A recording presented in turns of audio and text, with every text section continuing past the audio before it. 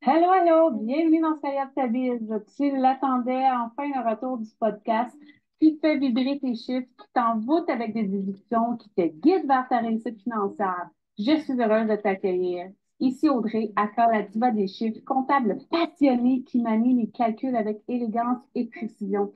En ma compagnie, tu vas découvrir les secrets les mieux gardés de la comptabilité, les subtilités fiscales qui peuvent changer la donne et les astuces pour gérer mieux tes finances, tant entreprise que pour ta vie personnelle.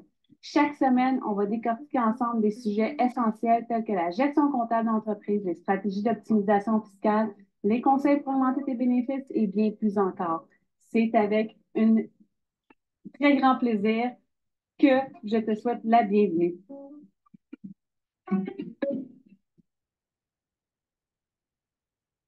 Hello, hello! Un chat à la gorge. Comment ça va? J'espère que ça va bien. Alors, on mène notre outil de travail non négociable, les lunettes. Aujourd'hui, je vais te guider dans tes finances, un sujet qui est un de mes sujets favoris. Dans le monde tumultueux des chiffres.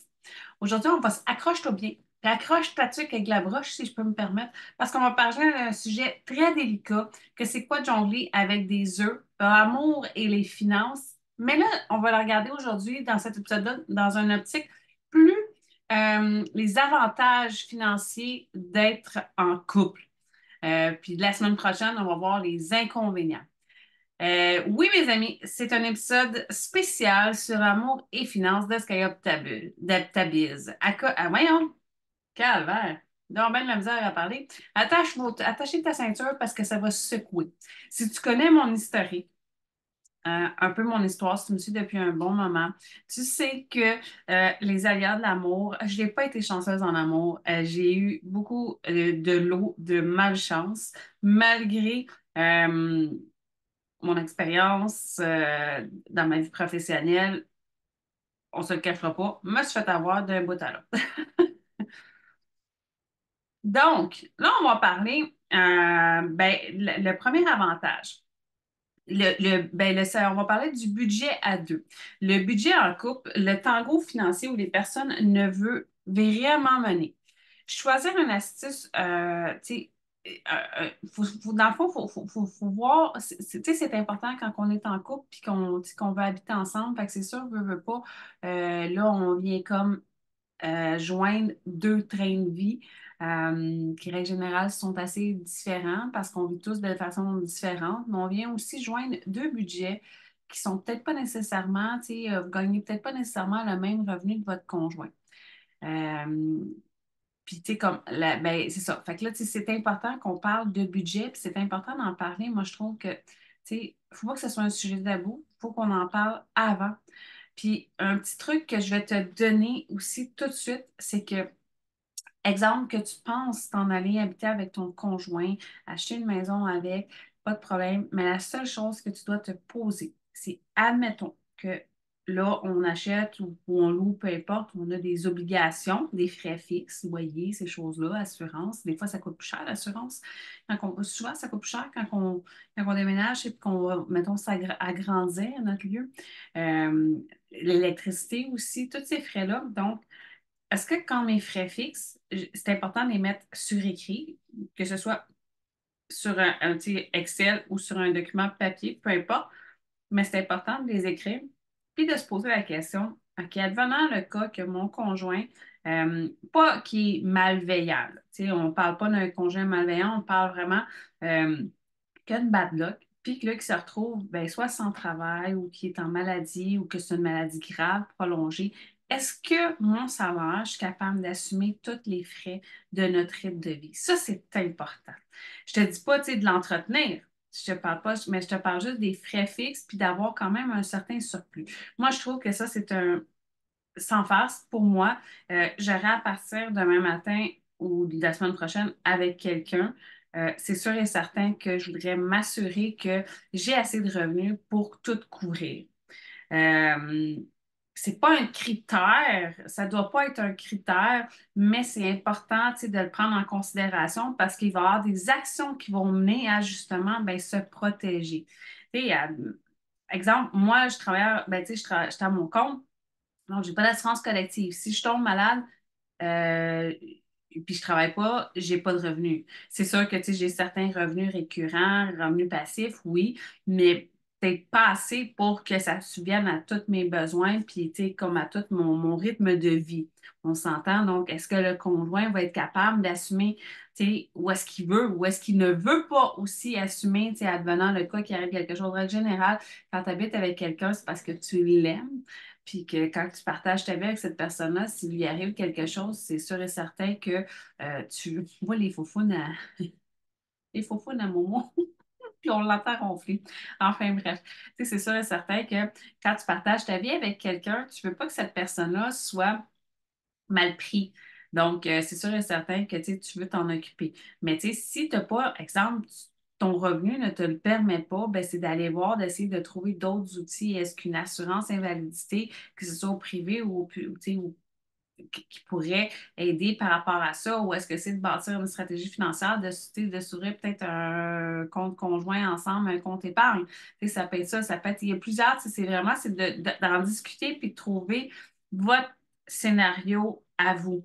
Puis si ton conjoint ou toi-même, tu ne veux pas parler d'argent avec ton chum, ta blonde, ben m'excuse, il y a un problème.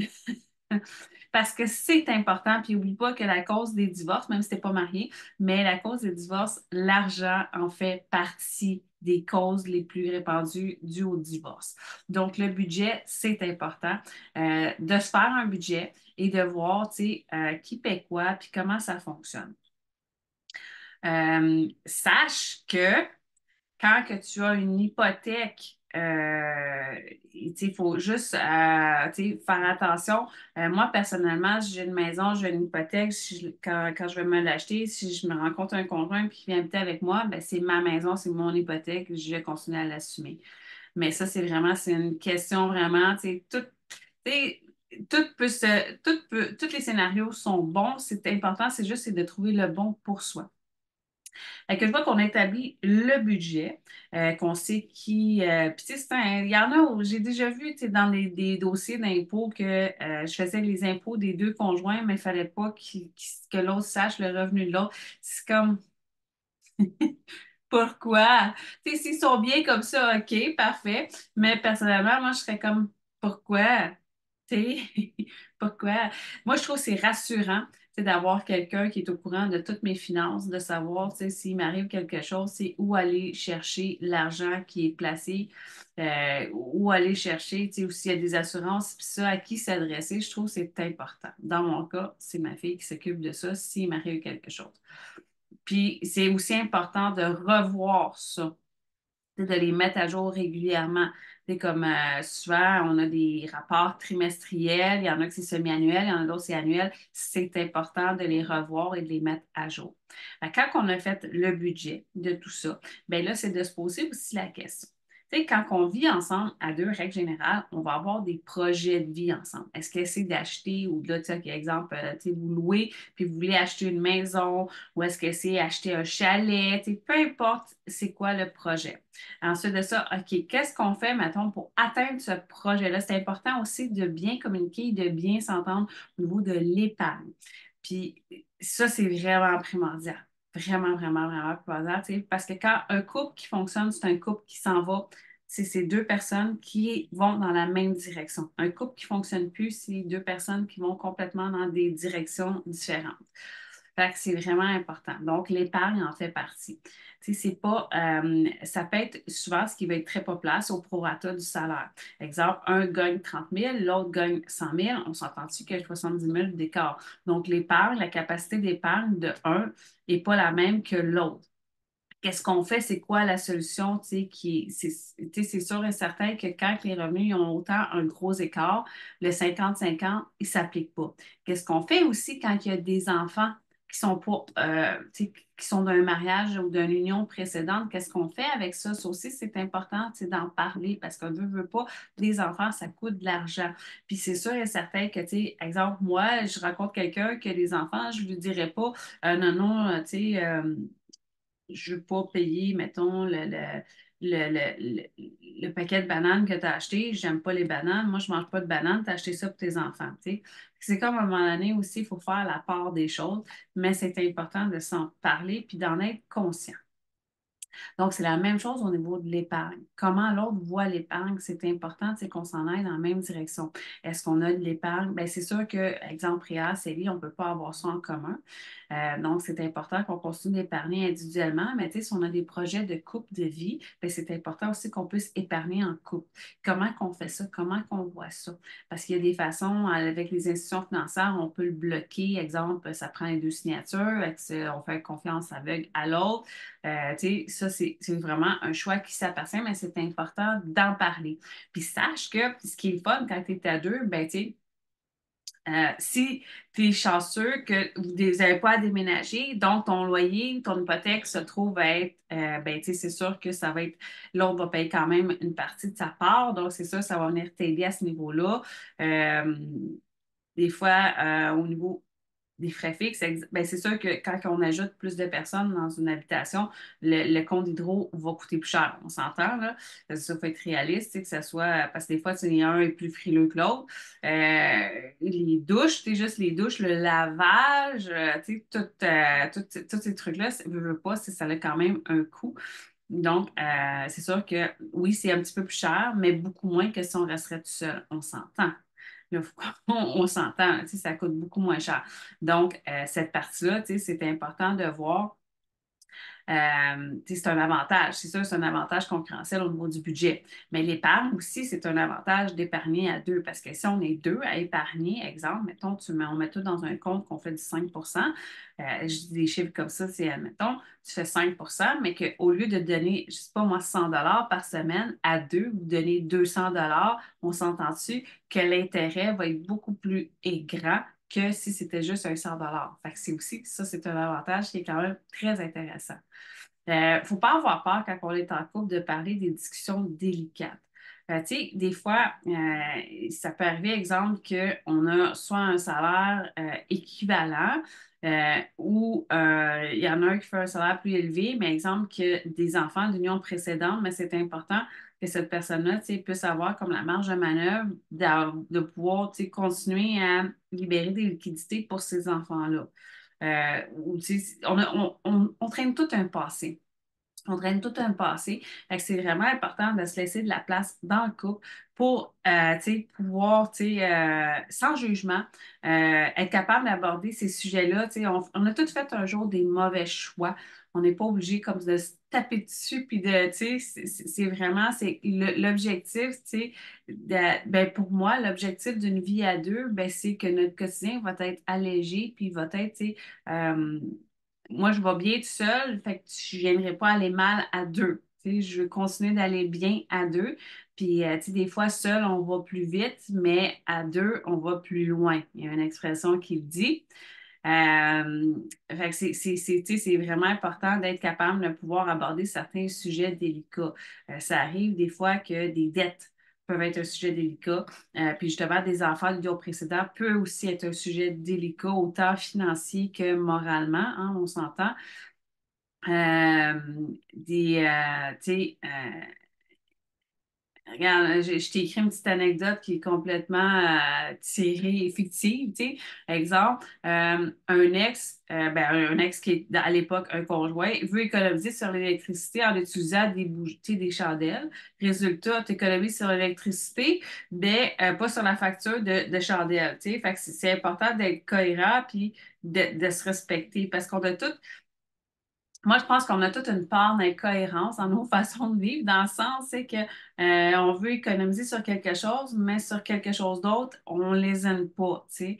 Fait que c'est sûr que, tu sais, comme moi, j'aime pas faire du gaspillage alimentaire, mais j'aime pas acheter du restaurant. Ça aussi, ça fait partie, c'est important. Ça, les restaurants, là, pour moi, là, ça, par expérience, je peux te dire, pour moi, c'est vraiment important. Je suis pas pour les restaurants. Pas tout, parce que je trouve que ça coûte beaucoup trop cher. Je vais aimer ça une fois de temps en temps, mais je vais faire attention et je vais bien choisir. Le meilleur des exemples, hier soir, ça me tentait pas en tout de me faire à manger. Puis j'aurais voulu caler du restaurant. Mais j'ai plein de bouffe dans le frigidaire qui est sur le bord, tu sais, de dire bye bye. Fait que c'est sûr et certain, qu'est-ce que tu penses que j'ai fait? J'ai mangé ce qui était dans le frigo. Fait que, tu sais, c'est important aussi de partager les mêmes valeurs. Parce que moi, je ne suis pas une fille qui va aller au restaurant, puis je ne vais pas me ramasser avec quelqu'un qui passe tout son temps dans le restaurant ou, tu sais, gars, il va y aller, mais il va y aller tout seul. Parce que, regarde, moi, non, j'aime mieux mettre mes sous ailleurs qu'au restaurant. Euh, Fait que, tu sais, ça fait partie de tout ça. Tu sais, c'est important, tu sais, quand on veut partager notre vie, mais il faut partager quand même les valeurs, les mêmes valeurs financières. Parce que, tu sais, puis les mêmes valeurs au niveau, tu sais, de la vie en général, avec les enfants, tout ça. Tu sais, la famille, ces choses-là, c'est important, tu sais, de s'en parler, de se respecter là-dedans. Puis quand même, il faut quand même avoir, tu sais, si un est très économe, puis l'autre est hyper dépensier, est-ce qu'à moyen et long terme, ça risque de fonctionner? Je ne penserais pas. C'est ça, ça va prendre beaucoup de discussions, de communication, de compromis pour arriver à être capable de vivre ensemble. Je ne dis pas que c'est impossible, mais ça peut être complexe à gérer. Puis c'est sûr, tu sais, autre que les avantages financiers, être en couple, ben, tu sais, des fois, c'est le fun, tu sais, parce que des fois, ça ne tente pas nécessairement de nous faire à manger, ben, l'autre peut nous faire, peut s'occuper du souper. Les tâches ménagères sont généralement sont supposées être partagées. Tu sais, comme je te disais, les frais peuvent être partagés. Fait que, tu sais, ça peut être quand même assez intéressant de vivre ensemble. Euh, mais tu sais, tout là, tu sais, c'est encore là, c'est une question beaucoup de communication, c'est la clé. C'est surtout pour quelqu'un comme moi, ça fait très longtemps que j'ai pas habité avec quelqu'un. J'ai tenté l'expérience il y a un peu plus d'un an, puis ça s'est avéré une très courte expérience parce que ben, j'aimais pas sa façon, quand on se voyait versus habiter ensemble, ben, c'était pas la même personne. Ça a changé du tout au tout de la minute que j'étais arrivée avec mes boîtes, qu'on a emménagé avec nos boîtes chacun. Tu sais, ça a complètement changé, puis malgré mes tentatives de communiquer, ça ne changeait pas. Donc, j'ai pris la décision de refaire mes boîtes et de me relouer autre chose ailleurs. Fait que, tu sais, c'est vraiment important quand même faut pas se précipiter parce qu'on ne se le cachera pas. Maintenant, trouver des logements, c'est difficile, c'est cher. Tu sais, comme moi avec mon chien, c'est compliqué. C'est compliqué de trouver des places où est-ce qu'on accepte les chiens, même si je travaille de la maison, puis que, tu sais, souvent je travaille de la maison, les gens vont penser, tu sais, que je fais 5 000 par année. Non, je ne fais pas 5 000 par année. Mais tu sais, c'est comme, je gagne bien ma vie, mais mon chien, moi, c'est important. Fait qu'il faut pas. C'est beau le rêve de conte de fées, d'être la Cendrillon, mais faut être dans tout ça, il faut être réaliste parce que ben aujourd'hui, on est en 2024, les femmes au travail, les femmes ont gagné un revenu, les hommes aussi gagnent un revenu. Il y a beaucoup de femmes qui gagnent plus que d'hommes, ça, je peux te le dire.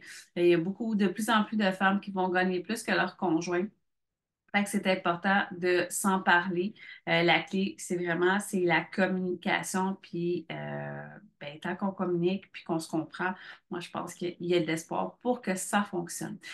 Fait que voilà, mes amis, l'amour, l'argent, c'est comme tu sais, une danse de tango, parfois harmonieux, parfois c'est un petit peu houleux, mais avec un peu de créativité et beaucoup, beaucoup, beaucoup de compréhension, on peut créer une symphonie financière digne de Broadway.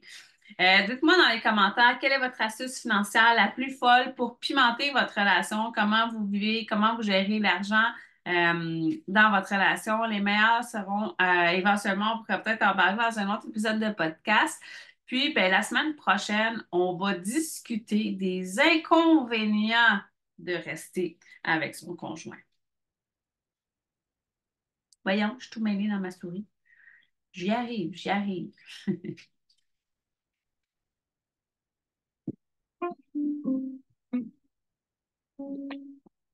Voilà, chers auditeurs, toujours un plaisir d'avoir partagé ce moment avec toi et j'espère te retrouver la semaine prochaine dans un autre épisode de podcast. Rappelle-toi que tes finances personnelles et ta comptabilité sont ta priorité et sont le cœur de ton entreprise. En appliquant tous mes conseils, tu seras mieux préparé pour gérer tes finances et ta comptabilité et éviter les écueils courants. Et merci de m'avoir rejoint. On se retrouve bientôt pour encore plus de conseils financiers et comptables. Prenez soin de ton entreprise et à bientôt.